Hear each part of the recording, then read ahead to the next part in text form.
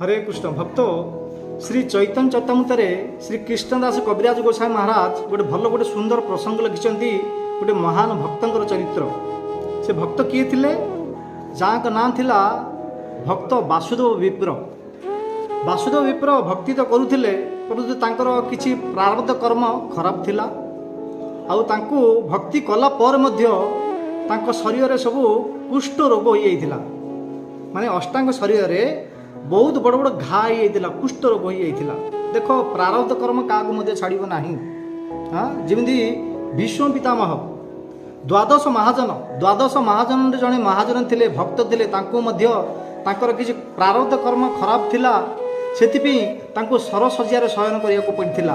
प्रारब्ध कर्म काको मध्य छाड़िबे नाही परंतु श्रीमद भगवत गीता रे भगवान श्रीकृष्ण कहिसंती जार जदि प्रारब्ध कर्म बेसी खराब थिबो ताकू बेसी कष्ट मिलिबो परंतु जी मोर शरणागत हो से बहुत कष्ट मु किछि कम करदेवी।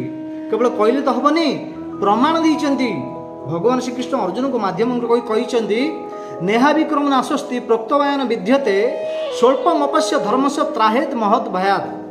महान महान संकट जदि मोर जी टिके भक्ति करिछि नाम जप करिछि हरे कृष्ण कृष्ण कृष्ण हरे हरे हरे राम राम राम हरे हरे तार प्रारब्ध कर्म बहुत खराब थिबो बहुत कष्ट मध्य थिबो जेहेतु मोर से शरणागत हो ताले तार से कष्ट रु किछि मु माइनस कर देबी किछि कम कर देबी। से प्रकार वासुदेव विप्रकर प्रारब्ध कर्म खराब थिला ताके भक्ति करिवा सत्य मध्य तांको शरीर अष्टांग शरीर बड़ बड़ घा हो जाइतिला आउ घा हिकी से सब पूज्य पानी बाहरुला।